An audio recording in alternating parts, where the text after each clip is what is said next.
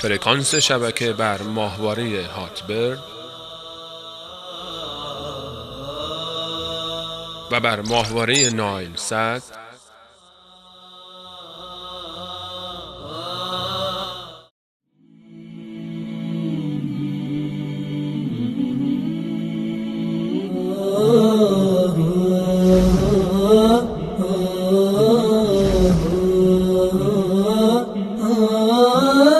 بسم الله الرحمن الرحيم. الحمد لله رب العالمين. قال العلامة حجة الإسلام أبو جعفر الوراق الطحاوي بمصر رحمه الله: هذا ذكر بيان عقيدة أهل السنة والجماعة على مذهب فقهاء الملة أبي حنيفة النعمان بن ثابت الكوفي، وأبي يوسف يعقوب بن إبراهيم الأنصاري، وأبي عبد الله محمد بن الحسن الشيباني رضوان الله عليهم أجمعين، وما يعتقدون في أصول الدين ويدينون به رب العالمين. به نام و استعانت از الله بخشاینده مهربان. ستایش ویژه الله پروردگار جهانیان است.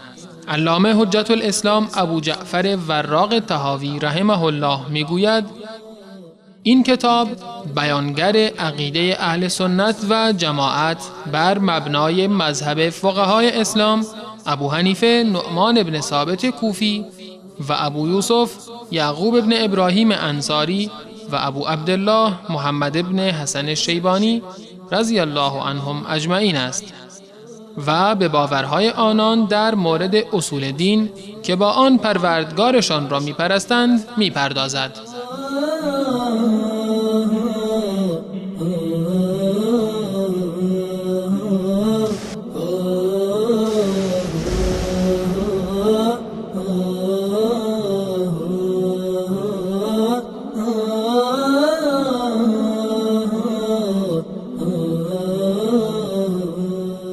الحمد لله رب العالمين والصلاة والسلام على سيدنا محمد وعلى آله وصحبه اجمعین. بینندگان عزیز و ارجمند، السلام علیکم و رحمت الله و برکاته. درباره بیان عقیده اهل سنت والجماعت در جلسه پیش که در خدمت شما عزیزان بودم، مطالبی را درباره انواع توحید، توحید ربوبیت، توحید اسما و صفات و توحید الوهیت و عبادت پروردگار مطالبی را عرض کردم و در واقع تمام این مطالب در شرح و توضیح این نکته بود در ابتدای کتاب که علامه ابوالعز حنفی رحمت الله علیه فرمودند: نقول فی توحید الله تعالی معتقدین، که درباره توحید خداوند متعال ما معتقد به این هستیم که خداوند متعال واحد هست و یگانه هست. ان الله واحد، خداوند متعال یگانه و بی همتا هست. در ادامه مبحث میرسیم به یک بخش دیگر و مقطع دیگر از عباراتی که حضرت امام طحاوی رحمت الله علیه از میان تمامی عبارات و تعابیر برگزیده و چنین می‌فرماید که ولا شیء مثله ولا شیء یعجزه ولا اله غیره. سه جمله بسیار کوتاه. ولا شیء مثله، مانند خداوند متعال، مثل الله چیزی نیست و هیچ چیزی مثل و مانند و شبیه پروردگار نیست. ولا شیء یعجزه، و هیچ چیزی و هیچ کاری خداوند متعال را عاجز و ناتوان و درمانده نمیگرداند. ولا اله غیره، و غیر از او اله و معبود دیگر نیست. در این جلسه که در خدمت شما عزیزان هستم میپردازیم به شرح و توضیح این سه جمله‌ای که امام طحاوی رحمت الله علیه در ابتدای کتابش درباره توحید و صفات خداوند متعال بیان کرده. در واقع تعابیری که امام طحاوی در اینجا انتخاب کرده تعابیری بسیار دقیق و پرمحتوا هست و برگرفته از آیات قرآن کریم هست که برای هر یکی از این عبارات و برای هر مقطعی از این مقاطعی که در اینجا بیان شده تعدادی از آیات و احادیث رسول خدا صلی الله علیه و سلم وجود دارند که این مطلب را بیان کردند.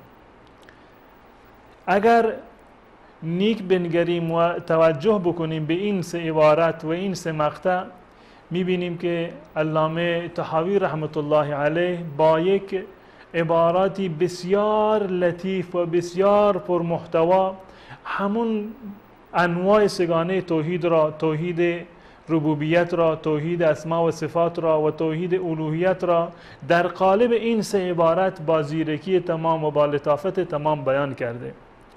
ما قبلا عرض کردیم خدمت شما عزیزان که توحید بر سه قسم هست: توحید اسما و صفات و توحید ربوبیت و توحید الوهیت.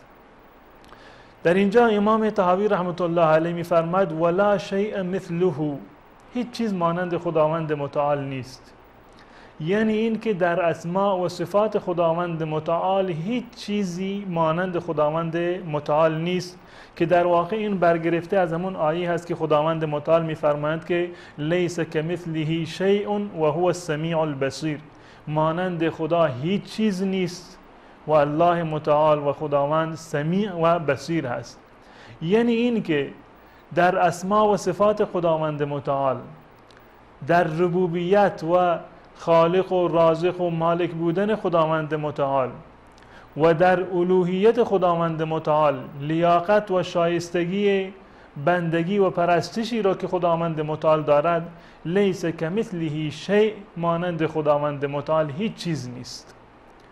و هو السمیع البصیر، و خداوند متعال سمیع و بصیر هست.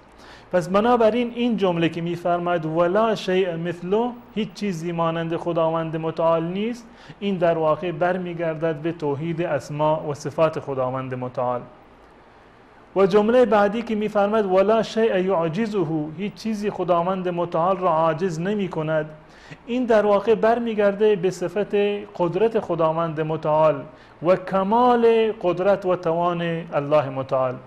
وقتی که هیچ چیزی خداوند متعال را عاجز نمی کند، معنیش این است که قدرت خداوند متعال بسیار بالا هست و نامحدود هست. به این خاطر خداوند متعال از هیچ کاری عاجز نیست و هیچ کاری خداوند متعال را درمانده و خسته نمی کند و در واقع خداوند متعال خستگی ناپذیر هست.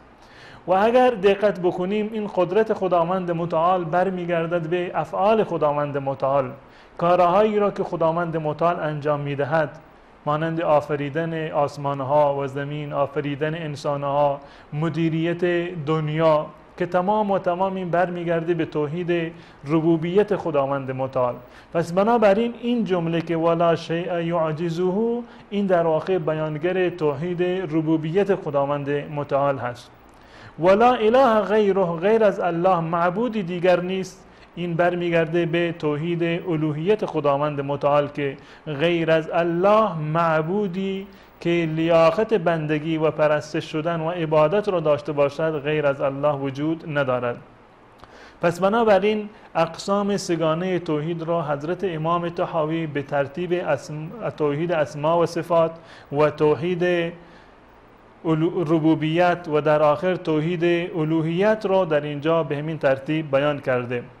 قبلا عرض کردم که خداوند متعال در قرآن کریم در جاهای زیادی و در مناسبت‌های متفاوتی این توحید را بیان کرده و صریح ترین دلیل این توحید همین است که خداوند متعال می‌فرماید لیس کمثله شیء و هو السمیع البصیر، مانند خداوند متعال هیچ چیز نیست و خداوند متعال سمیع و بصیر هست.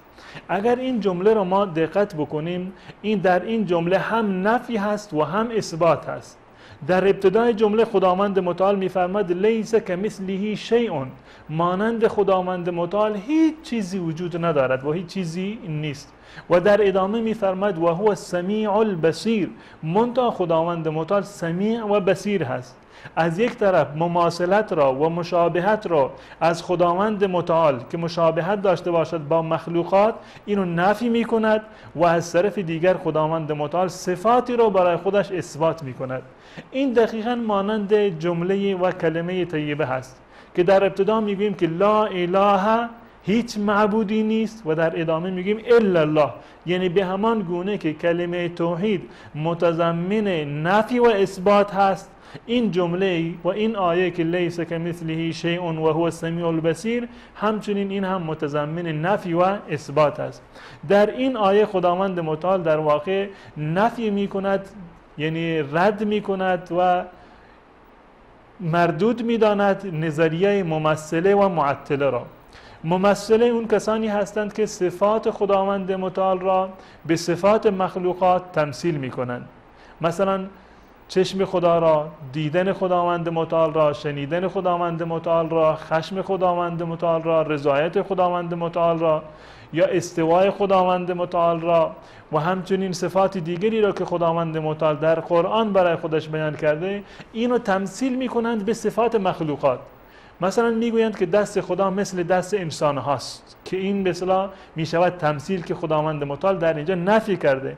میفرماد لیس کمثله شیء، پس بنابراین در این آیه از یک جهتی خداوند متعال رد زده بر ممثله، آنهایی که خدا را مثل انسان میدانند یا انسان را مثل خداوند متعال میدانند، و در قسمت آخر آیه خداوند متعال رد نموده معطله را، آنهایی که صفات خداوند متعال را رد می کنند و تعطیل می کنند. به این معنی که خداوند متعال در این آیه مثلا میفرماد خداوند متعال سمیع هست و بصیر هست. خداوند متعال سمیع هست و بصیر هست. مثلا معتزله آمدن گفتند که خداوند متعال صفت سمع و بصر را ندارد. یکی از گروه هایی که در ابتدای زمانی که این گروه های انحرافی و گرایش های منحرف به وجود آمد، معروف ترینشان معتزله هست. معتزله به این اعتقاد بودند و بر این باور بودند که خداوند متعال صفات ندارد، سمیع هست منتها بدون سمع و بدون شنوایی، بصیر هست البته بدون از بصر و بدون از بینایی، که این یک موردی از مواردی هست که اومدند و صفات خداوند متعال را تعطیل کردند. خداوند متعال در این آیه در واقع این ردی هست بر اون کسانی که معتقد هستند که خداوند متعال نامه‌های زیادی ندارد و یا اینکه صفات خداوند متعال را نفی می‌کنند. و اهل سنت و الجماعت، من قبلا خدمت شما بیان کردم که ما معتقد به این هستیم که خداوند متعال نامه‌هایی دارد، ولله الاسماء الحسنى، خداوند اسماء حسنایی را دارد و همچنین صفاتی را دارد. و هو السمیع البصیر، خداوند سمیع هست، بصیر هست، علیم هست، قدیر هست و حکیم هست و صفات بسیار زیادی را که خداوند متعال در قرآن بیان کرده و یا این که رسول خدا صلی الله علیه و سلم در احادیث خودش برای خداوند متعال بیان کرده. و درباره اسما و صفات خداوند متعال دلایل بسیار زیادی وجود دارد در قرآن کریم. به طور مثال خداوند متعال می‌فرماید هل تعلم له سمیا، آیا برای خداوند سمی، همنامی، کسی که هم تراز با خداوند متعال باشد سراغ دارید؟ که در واقع خیر. و در جای دیگر می‌فرماید فلا تضربوا لله الامثال، برای خدا مثال نزنید، زیرا که شما ذات خداوند متعال را نمی‌دانید، شما خدا را ندیدید، کیفیت خداوند متعال را هیچ کسی نمی‌داند. پس بنابراین نباید برای خداوند متعال شما مثال بزنید و خداوند متعال را تشبیه بکنید. یا مثلا در سوره آخری که در قرآن مجید همه من و شما را حفظ هستیم و سوره اخلاص از خداوند متعال در آنجا می‌فرماید ولم یکن له کفوا احد، هیچ کسی کفو خداوند متعال مثل خداوند متعال و مانند خداوند متعال نیست. پس بنابراین این تمام آیات دلیل بر این هست که خداوند متعال در ذات و صفات خودش بی همتا هست و هیچ کسی مانند خداوند متعال نیست. منتها خداوند متعال در قرآن کریم در برخی از جاها بعضی از صفاتی را که برای خودش اثبات کرده برای برخی از بندگان خودش هم اثبات کرده. به طور مثال خداوند متعال مثلا در آیت الکرسی درباره خودش میفرماید که الله لا اله الا هو الحی القیوم، خداوند متعال یگانه هست، غیر از اون خدایی و معبودی وجود ندارد و خداوند متعال حی و قیوم هست، زنده هست و بیدار هست. به همین گونه خداوند متعال این صفت حی را برای برخی دیگر از بندگانش استعمال کرده. مثلا میفرماید که یخرج الحی من المیت، خداوند متعال زنده را از مرده بیرون میکند. یا مثلا در جای خداوند متعال میفرماید که والله علیم حلیم، خداوند متعال علیم هست و حلیم هست. اما میبینیم که درباره حضرت ابراهیم علیه السلام خداوند متعال میفرماید که و بشروه بغلام علیم، ابراهیم را به یک پسر بچه علیم بشارت و مژده دادن. فبشرناه بغلام حلیم، در جای دیگه صفت حلیم را استفاده کرده برای فرزند حضرت ابراهیم علیه السلام. یا مثلا در آیه میبینیم که خداوند متعال میفرماید ان الله بالناس لرؤوف رحیم، خداوند متعال نسبت به بندگانش و نسبت به مردم رؤوف هست و رحیم هست، مهربان هست. و این همین صفت رو میبینیم که برای رسول خدا صلی الله علیه وسلم هم ثابت کرده، در جایی که میفرماید حریص علیکم بالمؤمنین رؤوف رحیم، این پیامبری رو که من برای شما فرستادم این حریص است بر شما، بسیار دلسوز هست برای شما، بالمؤمنین رؤوف رحیم، بسیار مهربان هست. و همچنین صفات دیگری هست در قرآن کریم که خداوند متعال این صفات را در کنار این که برای خودش بیان کرده، این صفات را برای برخی از بندگانش بیان کرده. و توضیح این مطلب و بیان این مطلب این است که صفاتی را که خداوند متعال برای انسان هم بیان کرده و برای خودش هم بیان کرده، این در واقع یک نوع تشابه اسمی هست و یک نوع تشابهی در اصل صفت هست. و در واقع صفتی که خداوند متعال دارد با صفتی که انسانها دارند از زمین تا آسمان متفاوت هست و به هیچ عنوان یکی نیستند.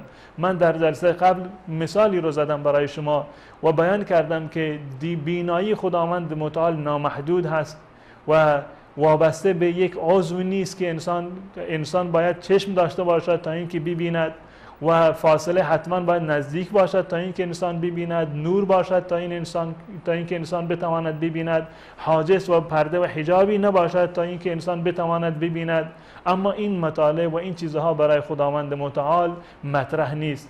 و برای شنیدن همچنین صدایی که بسیار زیاد باشد انسان نمیشنود، بسیار پایین باشد انسان نمیشنود، صدایی که دور باشد انسان نمیشنود. اگر انسان این آله را نداشته باشد، گوش نداشته باشد، نمیشنود. اما این چیزها برای خداوند متعال مطرح نیست. پس بنابراین این تشابه اسمی فقط به خاطر این هست که ما خداوند متعال را بهتر بشناسیم و با صفات خداوند متعال آشنا باشیم و بر اساس و مبنای این صفات خداوند متعال را عبادت بکنیم.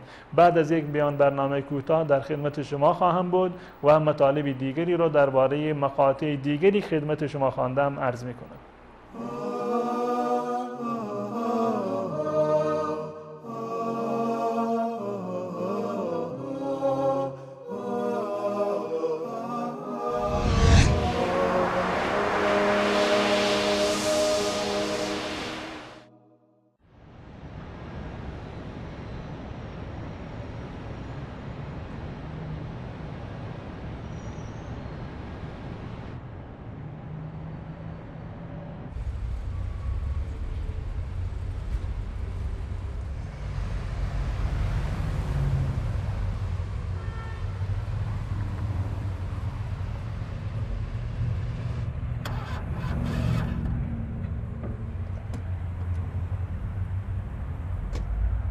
من ذا يداني فضله وعلاه،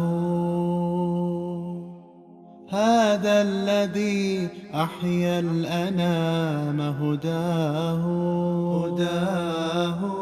هذا الرسول المصطفى لي أسوة.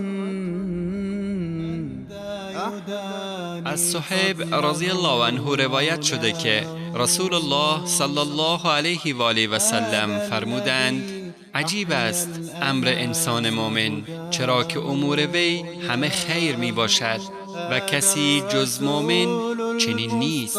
اگر به او خوشی رسد شکر می گذارد و برای او خیر است و اگر به او سختی رسد صبر می کند و برای او خیر است.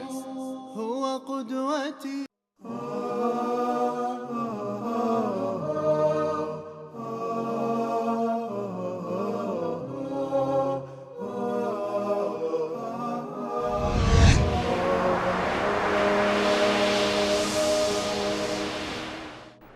با سلامی دوباره خدمت شما بینندگان عزیز و ارجمند.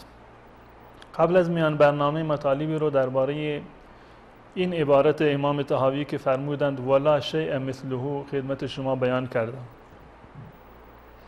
اکنون میپردازیم به این عبارت که میفرماید ولا شیء یعجزه، خداوند متعال را هیچ چیزی عاجز و ناتوان و درمانده نمیگرداند.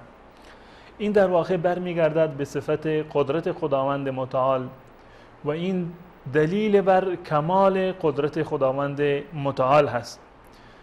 در جاهای دیگری در آیات متفاوت و بسیار زیادی خداوند متعال صفت قدرت خودش را بیان کرده و یکی از نامهای خداوند متعال هم قدیر هست، یعنی اون ذاتی که قدرت و توانایی بی منتها و بی اندازه‌ای را دارد.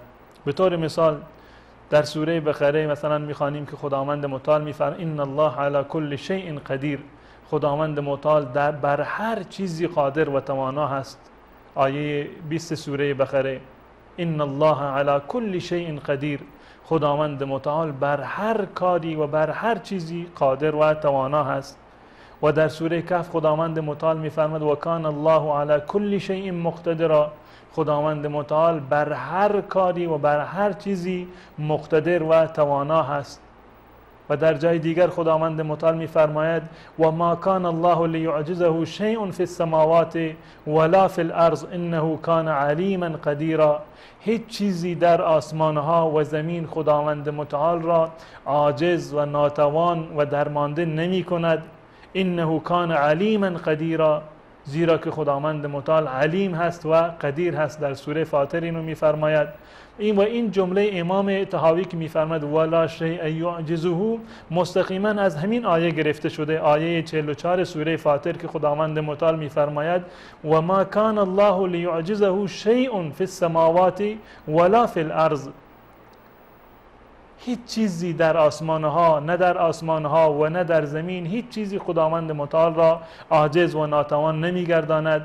و در جای دیگر در آیت الکرسی مثلا میخوانیم که خداوند متعال میفرماید وسع کرسیه السماوات والارض ولا یؤوده حفظهما، حفظ کردن آسمان ها و زمین و مدیریت آسمان و زمین خداوند متعال را به هیچ عنوان عاجز و ناتوان نمی کند. و تمام اینها نشانگر این است که خداوند متعال قدرتش کامل هست و قدرتش بی منتها هست و ما نمیتوانیم منتهای قدرت خداوند متعال را درک بکنیم. و این که خداوند متعال میفرماید که هیچ چیزی مرا عاجز نمی کند در آسمانها در زمین، هیچ چیزی نیست که بتواند خداوند متعال را درمانده و خسته بکند. و این جمله که خداوند متعال در این آیه فرموده و حضرت امام طحاوی از همین آیه این عبارت رو گرفته که ولا شیء یعجزه، خداوند متعال خستگی ناپذیر هست، این در واقع برمیگردد به کمال قدرت خداوند متعال. و یک قاعده کلی هست درباره اسما و صفات خداوند متعال. وقتی که ما میاییم یک چیز رو از خداوند متعال نفی میکنیم، به همون گونه که در قرآن نفی شده از خداوند متعال یا در احادیث رسول الله صلی الله علیه وسلم میبینیم که بعضی از چیزها را و بعضی از صفات را رسول خدا صلی الله علیه وسلم نفی کرده از خداوند متعال، این برمیگرده به یعنی معنی این نفی در واقع اثبات ضد اون صفت هست. یعنی اگر یک صفتی را ما از خداوند متعال نفی کردیم، این به معنی هست که اون صفت متضاد این صفت را برای خداوند متعال اثبات کردیم و اون صفت متضاد را به صورت کامل برای خداوند متعال ما ثابت کردیم. به طور مثال مثلا در قرآن کریم خداوند متعال میفرماید ولا یظلم ربک احدا، پروردگار تو بر هیچ کسی، بر هیچ احدی ظلم نمی کند. در این آیه خداوند متعال ظلم را و ستم را از خودش نفی کرده که خداوند متعال ستمگار نیست و خداوند متعال بر کسی ظلم و ستم نمی کند.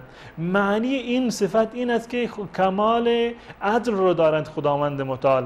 عدالت خداوند متعال در حد اعلی و بالاترین درجه هست که با وجود این عدالت کامل دیگه خداوند متعال بر هیچ کسی ظلم و ستم نمی کند. یا در جای دیگر مثلا میخوانیم که خداوند متعال میفرماید که ولا یعزب عنه مثقال ذره، هیچ چیزی حتی مثقال و به اندازه یک ذره از خداوند متعال پنهان نیست، از خداوند متعال دور نیست. پس بنابراین این کمال علم خداوند متعال را میرساند. اون ذاتی که هیچ چیزی از اون پوشیده نیست در دنیا، حتی اندازه یک ذره در دنیا، در آسمان و زمین، در میان آسمان و زمین از خداوند متعال پوشیده و پنهان نیست، یعنی این که علم خداوند متعال و آگاهی خداوند متعال بسیار در حد بالایی هست که نهایتی در واقع ندارد. و یا در مورد خلقت آسمان ها و زمین میبینیم که خداوند متعال بعد از این که این جریان را تعریف میکند و برای ما بیان میکند، در آخر میفرماید که و ما مسنا من لغوب، در سوره قاف، ما را هیچ خستگی و درماندگی به ما دست نداد. این نشانه کمال قدرت خداوند متعال هست. در آیت الکرسی میخوانیم که خداوند متعال میفرماید که لا تأخذه سنة ولا نوم، خداوند متعال هیچگاه دچار خواب یا دچار چرت زدگی نمی شود. یعنی این که حی بودن خداوند متعال، قیوم بودن خداوند متعال، زندگانی و بیداری خداوند متعال در بالاترین درجه و در حد کمال خودش هست. یا در مورد این که ابصار و دیده ها نمیتوانند خداوند متعال را ببینند، خداوند متعال میفرماید که لا تدرکه الابصار و هو یدرک الابصار، ابصار و دیده ها خداوند متعال را احاطه نمی کنند، درک نمی کنند به صورت کامل. این نشانه کمال عظمت و کبریای خداوند متعال هست. پس بنابراین عقیده اهل سنت و الجماعت این هست که هر چیزی را که خداوند متعال برای خودش اثبات کرده، ما برای خداوند متعال اثبات میکنیم، و هر چیزی را و هر نام و صفتی را که خداوند متعال از خودش نفی کرده، ما اون نام و صفت را از خداوند متعال نفی میکنیم و خداوند متعال را متصف به آن صفت نمیدانیم، زیرا که از دیدگاه اهل سنت و الجماعت اسماء و صفات خداوند متعال توقیفی هستند، به این معنی که فقط باید از طریق وحی، از طریق قرآن و سنت ما باید اونها را دریافت بکنیم. چیزهای عقلی نیستند که ما با عقل خودمان یا با تجربه خودمون خداوند متعال را به یک اسمی بنامیم یا یک صفتی را برای خداوند متعال اثبات بکنیم. پس بنابراین هر صفتی را که خداوند متعال برای خودش اثبات کرده، ما برای خداوند متعال اثبات میکنیم، و هر صفتی را که خداوند متعال از خودش نفی کرده، ما از خداوند متعال نفی میکنیم. در ادامه امام طحاوی میفرماید که ولا اله غیره، غیر از الله معبودی نیست. ولا اله غیره، این در واقع برگرفته از کلمه طیبه هست که همه من و شما روزانه تکرار میکنیم و ورد زمان من و شما هست که لا اله الا الله، غیر از الله هیچ معبود برحقی وجود ندارد. اینجا حتما باید بگوییم که معبودی برحق وجود ندارد، زیرا که ما میدانیم غیر از خدا معبودان دیگر هست. بسیاری از انسانها حتی در همین زمان موجودات دیگر را میپرستند. بت پرستان وجود دارند، برخی ستارگان را میپرستند، خورشید را میپرستند، حتی برخی شیطان را میپرستند. اینها در واقع معبودان باطلی هستند که غیر از خداوند متعال پرستش میشوند. پس بنابراین وقتی که ما میگوییم که لا اله الا الله، برای این که این جمله مصداقش کامل باشد و معنیش درست در بیاید، باید ببینیم که غیر از الله معبودی حقیقی و معبودی که قابل پرستش باشد، غیر از الله معبودی دیگر وجود ندارد. و این کلمه اله در واقع به معنی معبود هست. لا اله الا الله یعنی این که الهی و معبودی غیر از الله وجود ندارد، که اله گرفته شده از اله، الهتن و الوهتن، این به معنی عبد عبادتن هست. و مألوه به معنی معبود هست. اله به معنی مألوه و مألوه به معنی معبود هست. یعنی این که وقتی که ما میگیم لا اله الا الله، یعنی این که لا معبود الا الله، غیر از الله معبودی دیگر و کسی دیگر که لیاقت پرستش و بندگی رو داشته باشد در واقع غیر از الله کسی دیگر وجود ندارد.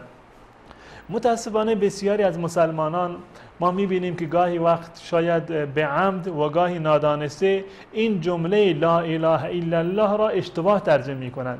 مثلا میگویند که لا اله الا الله یعنی لا موجود الا الله، در کنار این لا موجود الا الله چندین صفت دیگر را می آورند و به همین ترتیب اونو بیان میکنند که لا موجود الا الله، لا اله الا الله یعنی لا خالق الا الله. بله، ما هم معتقد به این هستیم که لا خالق الا الله، لا رازق الا الله، لا مالک الا الله، غیر از خدا نه خالقی هست، نه آفریدگاری هست، نه رازقی هست و نه هیچ چیزی غیر از خداوند متعال که در دنیا و در مدیریت جهان نقشی داشته باشد وجود ندارد. منتها معنی لا اله الا الله این نیست. معنی لا اله الا الله این هست که غیر از الله معبودی دیگر وجود ندارد و به این خاطر است که کفار و مشرکان زمان رسول خدا صلی الله علیه وسلم اینو نمیپذیرفتند. همهشون قبول داشتند که لا خالق الا الله، لا رازق الا الله، لا مالک الا الله. اینو کفار و کافران قبول داشتند در زمان رسول خدا صلی الله علیه وسلم و صراحتا در قرآن هم بیان شده که خداوند متعال میفرماید که ولئن سألتهم من خلق السماوات والارض لیقولن الله. اگر از این مشرکان بپرسی که آسمان و زمین رو کی آفریده، میگویند الله. اونها هم این معتقد بودند که الله خالق هست، مالک هست و رازق هست. هیچ یکی از بت‌ها در زمان مشرکان، هیچ کسی از مشرکان معتقد به این نبودند که بت‌های ما خالق هستند یا رازق هستند یا مالک هستند. پس بنابراین معنی درست و صحیح لا اله الا الله این است که لا معبود الا الله. و این که برخی میگویند که لا موجود الا الله، این جمله بسیار اشتباهی هست و معنی بسیار کفرآمیز و شرک‌آمیزی رو دارد که ما مسلمانان باید از آن پرهیز بکنیم.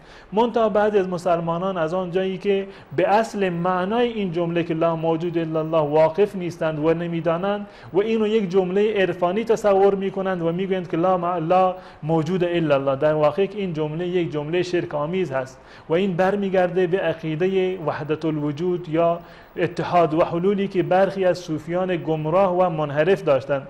و معنی این جمله این است که لا موجود الا الله، غیر از الله موجودی دیگر وجود ندارد. یعنی این که در نهایتا هر موجودی که وجود دارد همه الله هستند. یعنی این که ذات خداوند متعال در تمامی موجودات حلول کرده و نهایتا متحد شدند، یعنی خالق و مخلوق یکی شده. این است که میگویند که لا موجود الا الله، غیر از خدا موجودی دیگر وجود ندارد. وگرنه ما میدونیم که همه من شما موجود هستیم. آسمانها موجودند، زمین موجود هست، دریاها موجودند، کوهها موجودند، فرشتگان موجودند، مخلوقات دیگر موجود هستند و هستند، ما میبینیم اونها را. پس این که بگیم لا موجود الا الله، غیر از خدا موجودی دیگر نیست، معنیش یک معنی شرک‌آمیزی هست که علما به صورت مفصل اینو بیانش کردند. و حتی اگر کسی دیده و دانسته معتقد به این باشد که خالق و مخلوق یکی هست، خداوند متعال در موجودات در واقع حلول کرده، وارد شده و همه یکی شدن، این چنین شخصی در واقع کافر هست و از اسلام در واقع برگشته.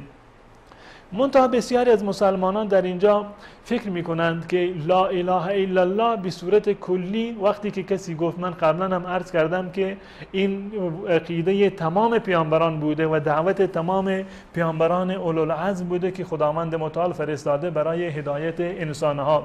به طور مثال خداوند متعال درباره نوح مثلا میگوید که ولقد ارسلنا نوحا الی قومه فقال یا قوم اعبدوا الله ما لكم من اله غیره.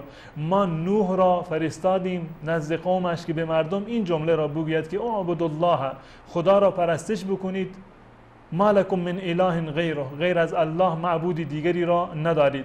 حضرت هود را هم مثلا میفرماید که اعبدوا الله ما لکم من اله غیره. صالح هم به قوم خودش فرمود که اعبدوا الله ما لکم من اله غیره در سوره اعراف. حضرت صالح علیه السلام هم به قوم خودش فرمود اعبدوا الله ما لكم من اله غیره. حضرت شعیب هم به قوم خودش فرمود اعبدوا الله ما لكم من اله غیره. در جاهای زیادی در سوره های متفاوتی، در سوره اعراف، خصوصا در سوره اعراف، خداوند متعال وقتی که داستان پیامبران را بیان میکند این جمله را از تک تک پیامبران نقل می کند که اونها به پیروان خودشان می گفتند اعبدوا الله ما لكم من اله غیره، خداوند متعال را پرستش بکنید زیرا که غیر از الله معبودی دیگر وجود ندارد. پس بنابراین این جمله لا اله الا الله یا لا اله غیره این در واقع رسالت مشترک تمامی پیامبرانی بوده که خداوند متعال برای هدایت انسانها فرستاده و در واقع لا اله الا الله کلید بهشت هست. منتها کلیدی هست که شرط و یک سری شروطی رو دارد. به این معنی نیست که هر کسی بگوید لا اله الا الله، یعنی به مجرد گفتن لا اله الا الله با یک اقرار زبانی بدون هیچ گونه عمل انسان وارد بهشت بشود، بلکه عقیده اهل سنت و الجماعت این است که الایمان قول و عمل و اعتقاد، که ایمان مجموعی از گفتار و کردار و اعتقاد هست. یعنی در کنار این که ما معتقد هستیم به این که هیچ اللهی و هیچ معبودی غیر از الله وجود ندارد، باید عملا هم اثبات بکنیم و این رو ثابت بکنیم که غیر از الله معبودی دیگر وجود ندارد. پس بنابراین وقتی که ما میگیم لا اله غیره، لا اله الا الله، باید هم عملا کسی دیگر غیر از الله را نپرستیم و بقیه احکام و فرامین خداوند متعال را اجرا بکنیم. از یک از علمای معروف و سلف صالح که به نام وهب ابن منبه هست پرسیدند که آیا مگر لا اله الا الله کلید بهشت نیست؟ گفت بله، لا اله الا الله کلید بهشت هست. و منظور سوال کننده و گوینده این بود که یعنی این که انسان وقتی که بگوید لا اله الا الله دیگه وارد بهشت می شود و نیازی به عمل نیست. و این عقیده مرجعه هست، اونهایی که میگویند که ایمان فقط این است که انسان بگوید و معتقد به این باشد که لا اله الا الله و هیچ نیازی به عمل دیگر نیست. وهب ابن منبه فرمود در جواب که بله، لا اله الا الله کلید بهشت هست، منتها هر کلیدی دندانه ای دارد. اگر کلیدی که شما دارید دندانه نداشته باشد در واقع نمیتواند قفل را باز بکند. اگر این که شما میگید لا اله الا الله که واقعا کلید بهشت هست، اگر این لا اله الا الله شما دندانه نداشته باشد، یعنی این که عمل نداشته باشید، شما نماز نباشد، روزه نباشد، زکات نباشد، حج نباشد، انجام دادن دیگر دستورات خداوند متعال نباشد، این کلید شما کلید لا اله الا الله بدون دندانه هست و در واقع نمیتواند دروازه بهشت را باز بکند. پس بنابراین همه من و شما باید در کنار این که معتقد هستیم که لا اله الا الله خداوند متعال تنها معبود بر حق هست و غیر از اون معبودی نیست، عملا نیز باید تنها خداوند متعال را عبادت بکنیم. پس بنابراین در این جملات حضرت امام طحاوی رحمت الله علیه ولا شیء مثله، که چیزی مثل خداوند متعال نیست، ولا شیء یعجزه، چیزی خداوند متعال را عاجز و ناتوان نمیگرداند، ولا اله غیره، و غیر از الله معبودی دیگر نیست، در واقع توحید کامل را از اعتقاد و از منظر اهل سنت و الجماعت در واقع بیان کرده که این در برگیرنده توحید اسما و صفات و توحید ربوبیت و توحید الوهیت خداوند متعال هست. تا برنامه دیگر که با مقطع دیگر از عبارات امام طحاوی در خدمت شما باشم، تمامی شما را به خداوند متعال می سپارم و السلام علیکم و رحمت الله و برکاته.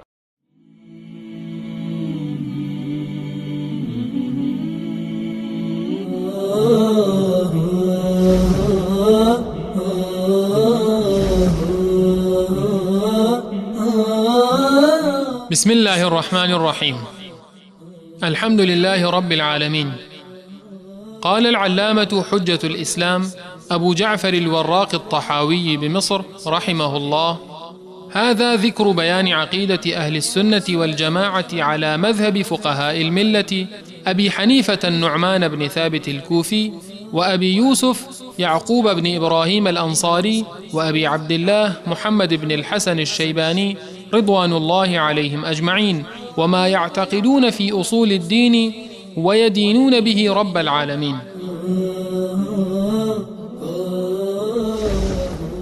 به نام و استعانت از الله بخشاینده مهربان. ستایش ویژه الله پروردگار جهانیان است. علامه حجت الاسلام ابو جعفر وراق طحاوی رحمه الله میگوید این کتاب بیانگر عقیده اهل سنت و جماعت بر مبنای مذهب فقهای اسلام ابو حنیفه نعمان بن ثابت کوفی و ابو یوسف یعقوب بن ابراهیم انصاری و ابو عبدالله محمد بن حسن الشیبانی رضی الله عنهم اجمعین است و به باورهای آنان در مورد اصول دین که با آن پروردگارشان را میپرستند میپردازد.